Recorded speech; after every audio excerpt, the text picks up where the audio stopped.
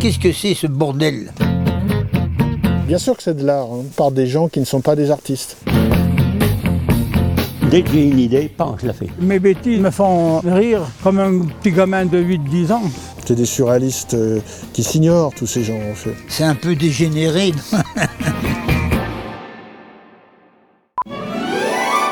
Nous sommes dans le jardin d'André Pailloux, Salut! un ouvrier chargé de la maintenance des bateaux.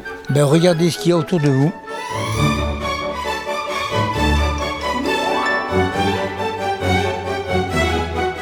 C'est des gens qui, dans l'espace entre l'habitat et la route, mettent des œuvres d'art, mais qui ne sont pas eux-mêmes des artistes professionnels.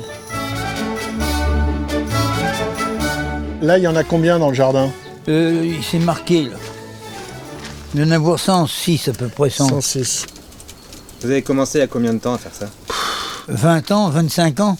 Comment des gens qui ne sont pas des artistes peuvent tout à coup se découvrir une vocation artistique dans le décor de la vie quotidienne. Tout est fait de mes propres mains, les pales, les peintures, les motifs, tout ça, vous voyez là.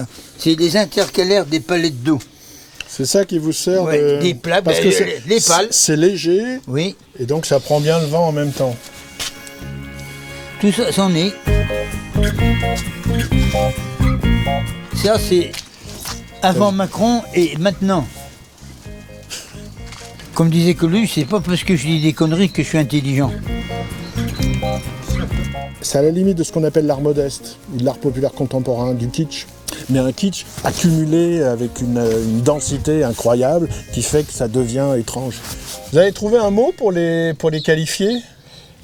Tournevent, je sais pas. Vous n'avez pas l'air d'être sûr. Et André, est-ce que vous vous considérez comme un artiste? J'aime pas beaucoup ça. J'aime pas beaucoup.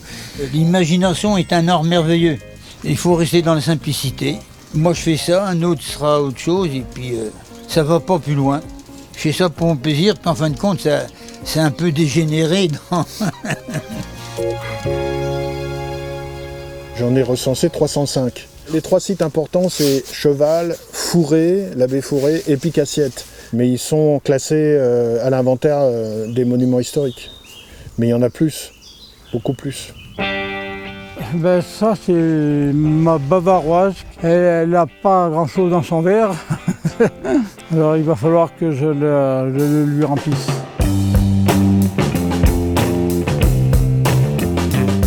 J'ai toujours été agriculteur, grands-parents, arrière-grands-parents.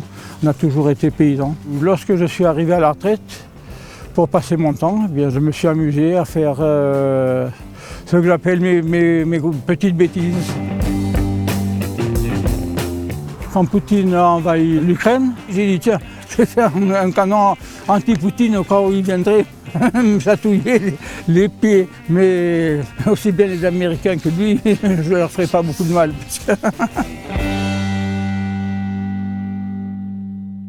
Bon, alors ceci, c'est un radar, soi-disant radar. Enfin, il ne marche pas du tout, mais enfin bon. Alors ça, c'est la statue de la liberté, avec beaucoup d'imagination. Mon parc, il est fait surtout avec de la récupération de matériel agricole.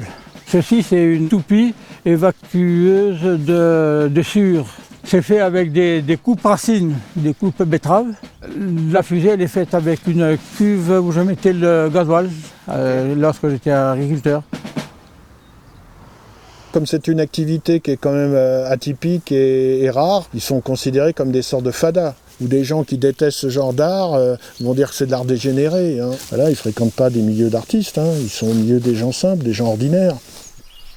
Je suis un petit paysan, je ne suis pas tellement doué pour faire de très grandes choses, mais je suis resté du moins un grand enfant et les 80 ans, je ne change pas encore.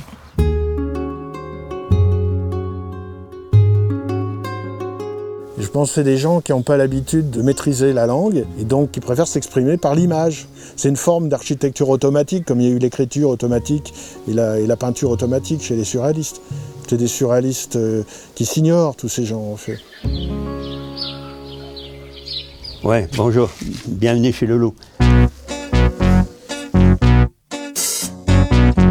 À 17 ans, j'ai fait un stage comme maçon. Il y a eu une publicité du facteur Cheval qui demandait un maçon pour rénover le musée. Ah, j'ai dit réparer le musée d'un autre, il vaut mieux que je fasse le mien un jour. Ah ouais, mon petit atelier là quand il pleut. Puis là j'ai fait pas mal de trucs là, vous voyez. J'ai fait des dinosaures et tout. Putain, j'ai fait Johnny, regardez, à la loupe. Bonjour tout le monde. Allez-y. Mes petits bébés, les petits extraterrestres là. Et là, mon chef là. Voilà. Voilà. C'est quoi l'histoire de ce musée extraterrestre? Parce que ça m'a inspiré de regarder les étoiles. Parce que d'ailleurs, toutes les étoiles qu'on voit, c'est des soleils, comme le nôtre. Donc il y a de la vie. On n'est pas seul dans l'univers. Regardez, il ressemblerait plutôt. J'ai fait moitié fourmi, moitié humain, avec le petit bébé là. Ah ouais. Ah ouais. Beaucoup de sites ne sont pas assez connus, n'ont pas été assez médiatisés, et du coup, lorsque les gens décèdent, ça risque forcément de s'abîmer. Et donc, il y a eu énormément de sites qui se sont démantelés, hein, ça c'est évident. J'ai dit, il n'y a pas à chier, je ne veux pas faire un maçon comme les autres. C'est pour ça. Ça m'a inspiré, putain, j'ai dit, Loulou, il faut que je fasse un bon maçon, et en plus un artiste.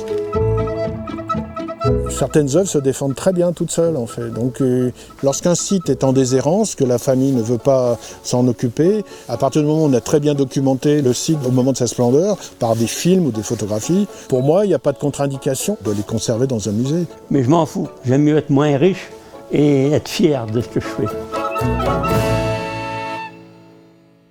Voilà, merci d'être venu.